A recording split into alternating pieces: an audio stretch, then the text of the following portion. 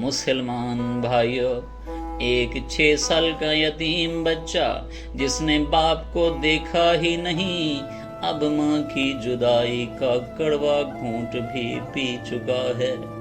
ویران صحرا میں قبر کے سائے میں تنہا کھڑا ہوا ہے، لیکن یہ بچہ کوئی عام بچہ نہیں، یہ وہی ہے جس کے قدموں سے زمین سرسبز ہوئی، جس کے وجود سے ایک قبیلے پر خوشحالی برسی، اور جسے خود دادا حضرت عبدالمطلب کعبہ کے پاس عزت و وقار کی جگہ پر بٹھاتے ہوئے کہتے، چھوڑ دو اسے، میرا یہ بیٹا ایک دن بڑی شان والا ہوگا۔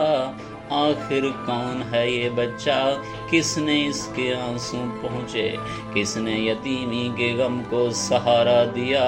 اور اللہ نے اس کے لیے کیا عظیم منصوبہ تیار کر رکھا تھا؟ آئیے چلتے ہیں اس وقت کی طرف جب رحمت للعالمین صلی اللہ علیہ وآلہ وسلم اپنی والدہ کی گود سے نکل کر دادا حضرت عبدالمطلب کے سائے شفقت میں پہنچے۔ نبی کریم صلی اللہ علیہ وآلہ وسلم تقریباً 4 سال حضرت حلیمہ سعدیہ کے گھر میں پرورش پاتے رہے۔ اس دوران واقعہ شق صدر پیش آیا جس نے حضرت حلیمہ اور ان کے شوہر کو بہت گھبرا دیا۔ انہیں اندیشہ ہوا کہ کہیں بچہ کسی اور بڑے حادثے یا خطرے میں نہ پڑ جائے۔ اس خوف اور احتیاط کے باعث انہوں نے فیصلہ کیا اب بچے کو واپس والدہ کے سپرد کر دینا چاہیے۔ حضرت حلیمہ سعدیہ اور ان کے شوہر حضرت حارث بن عبدالعزیز رسول اکرم صلی اللہ علیہ وآلہ وسلم کو لے کر مکہ مکرمہ آئے۔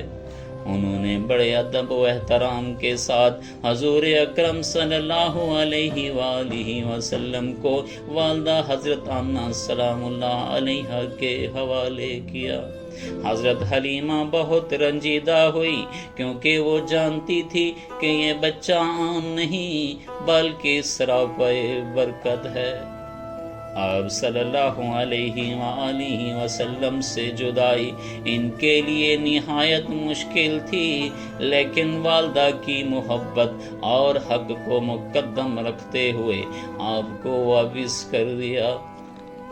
حضرت آمنہ نے برسوں بعد اپنے لخت جگر کو دیکھا تو بے حد خوش ہوئیں۔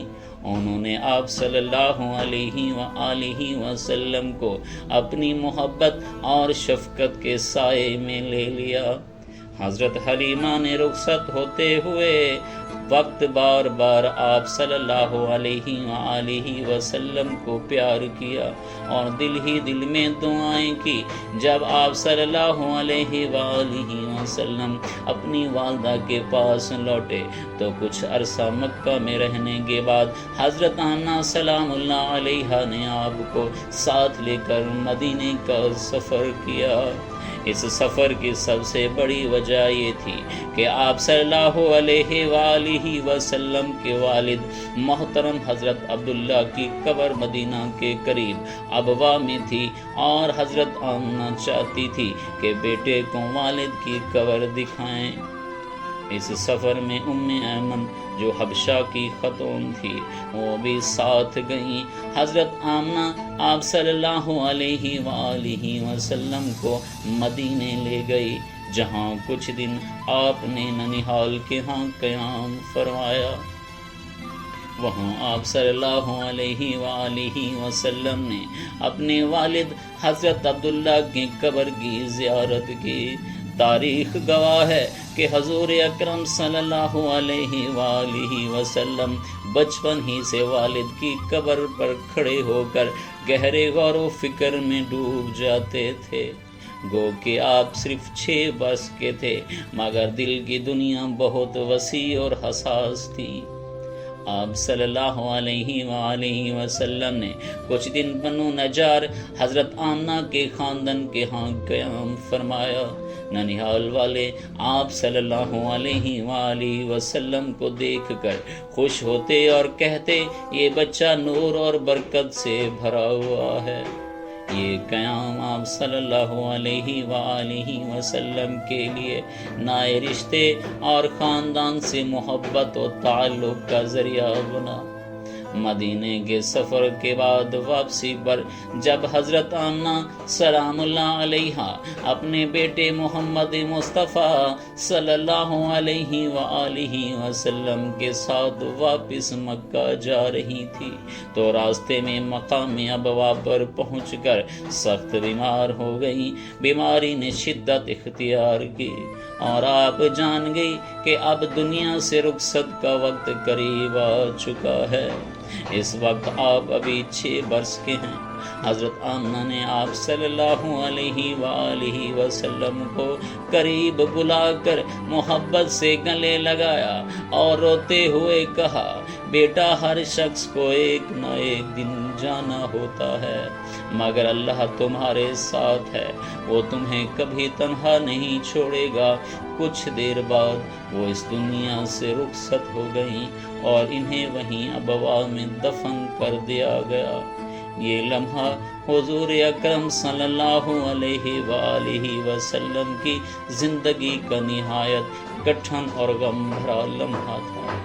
ابھی آپ صلی اللہ علیہ وآلہ وسلم نے والد کی محبت دیکھی ہی نہیں اور اب والدہ بھی جدا ہو گئیں۔ ایک 6 سالہ یتیم بچہ ویران صحرا میں اپنی ماں کی قبر سے لپٹ کر رو رہا ہے، مگر اللہ تعالی نے اس بچے کے دل کو مضبوط بنایا اور اپنی خاص نور سے تسلی دی۔ اس سفر میں ساتھ موجود ام ایمن آپ صلی اللہ علیہ وآلہ وسلم کو سنبھالتی اور مکہ واپس لے آئیں۔ یوں آپ صلی اللہ علیہ وآلہ وسلم مکمل یتیم ہو گئے، لیکن اللہ نے اپنے محبوب کو اپنی خاص حفاظت میں لے لیا۔ آئیے آپ کو بتاتا چلوں کہ کون ام ایمن ہے۔ ان کا اصل نام برکہ بنت سالبہ تھا۔ آپ حبشہ کی رہنے والی تھی۔ نبی کریم صلی اللہ علیہ وآلہ وسلم کے والد حضرت عبداللہ کی باندی تھی اور حضور اکرم کی پیدائش سے لے کر آپ کی خدمت کرتی آ رہی تھی۔ والدہ کی جدائی کے بعد اس صحرا میں صرف حضرت ام ایمن ہی تھی جنہوں نے آپ صلی اللہ علیہ وآلہ وسلم کو گود میں لیا، تسلی دی اور سہارا بن گئی۔ انہوں نے حضور اکرم صلی اللہ علیہ وآلہ وسلم کو تنہا اور بے سہارا محسوس نہیں ہونے دیا۔ پورے سفر میں آپ صلی اللہ علیہ وآلہ وسلم کا ہاتھ پکڑ رکھا۔ بعد میں رسول اکرم صلی اللہ علیہ وآلہ وسلم انہیں اپنی ماں کے بعد ماں کہا کرتے۔ آپ نے فرمایا، یہ میری ماں کے بعد ام ایمن میری ماں ہے۔ حضرت ام ایمن کو حضور اکرم صلی اللہ علیہ وآلہ وسلم اپنی والدہ کی یادگار سمجھتے اور ان سے بے پناہ محبت کرتے تھے۔ یوں والدہ کی جدائی کے بعد حضرت ام ایمن حضور اکرم صلی اللہ علیہ وآلہ وسلم کی زندگی میں ایک مضبوط سہارا اور محبت بھرا رشتہ ثابت ہوئی۔ والدہ کی وفات کے بعد 6 سال کی عمر میں حضور اکرم صلی اللہ علیہ وآلہ وسلم کو دادا حضرت عبد المطلب کے سپرد کر دیا گیا۔ حضرت عبد المطلب مکہ کے سردار اور قریش کے سب سے باوقار بزرگ تھے۔ اگرچہ وہ عمر کے آخری حصے میں تھے، مگر آپ صلی اللہ علیہ وآلہ وسلم پر ان کی محبت اور شفقت حد سے بھی زیادہ تھی۔ روایات میں آتا ہے حضرت عبد المطلب کے لیے کعبہ کے پاس ایک خاص قالین بچھایا جاتا جس پر صرف وہی بیٹھتے تھے، لیکن جب محمد مصطفیٰ صلی اللہ علیہ وآلہ وسلم وہاں آ کر بیٹھ جاتے تو قریش کے سرداروں کے بیٹے آپ کو وہاں سے ہٹانا چاہتے، مگر حضرت عبد المطلب فرماتے میرے بیٹے کو چھوڑ دو، مجھے قسم ہے اس کی بڑی شان ہوگی۔ پھر وہ خود آپ کو پاس بٹھاتے، پیار کرتے اور سر پر ہاتھ پھیرتے۔ حضرت عبد المطلب آپ صلی اللہ علیہ وآلہ وسلم کو ہمیشہ اپنے قریب رکھتے اور اپنے ساتھ بٹھا کر عزت دیتے۔ انہوں نے کبھی بھی آپ کو یتیمی کا احساس نہیں ہونے دیا۔ پورے قبیلے میں سب کو یہ بات نظر آتی تھی کہ حضرت عبد المطلب اپنے تمام بیٹوں اور پوتوں سے بڑھ کر محمد مصطفیٰ صلی اللہ علیہ وآلہ وسلم کو چاہتے ہیں۔ یوں 6 سالہ یتیم محمد صلی اللہ علیہ وآلہ وسلم کبھی ماں کی جدائی کے صدمے میں روئے تو کبھی ام ایمن کے سہارا بننے سے حوصلہ پاتے رہے، اور اب وہ اپنے دادا حضرت عبد المطلب کی گود میں ہیں، جہاں انہیں عزت، شفقت اور محبت نے یتیمین کا غم بھلانے دیا۔ لیکن یہ محبت بھی زیادہ دن تک باقی نہیں رہنے والی، جلد ہی ایک اور صدمہ آنے والا ہے اور محمد مصطفیٰ صلی اللہ علیہ وآلہ وسلم کو ایک اور جدائی کا زخم سہنا پڑے گا۔ کیا بچہ جو مسلسل آزمائشوں سے گزر رہا ہے ان سب غموں کے باوجود مضبوط ہوتا جا رہا ہے؟ کیا یہ سب آزمائشیں دراصل اللہ کی طرف سے ایک عظیم تیاری ہے؟ اور اگلا سہارا کون بنے گا جب دادا عبد المطلب بھی دنیا سے کوچ فرمائیں گے؟ یہ جاننے کے لیے ہماری اگلی قسط کا انتظار کیجیے، کیونکہ کہانی ابھی ختم نہیں ہوئی بلکہ اصل کڑی ابھی آنے والی ہے۔ اگر آپ چاہتے ہیں کہ ایمان افروز سلسلہ آپ تک مسلسل پہنچتا رہے تو ہمارے چینل کو سبسکرائب کریں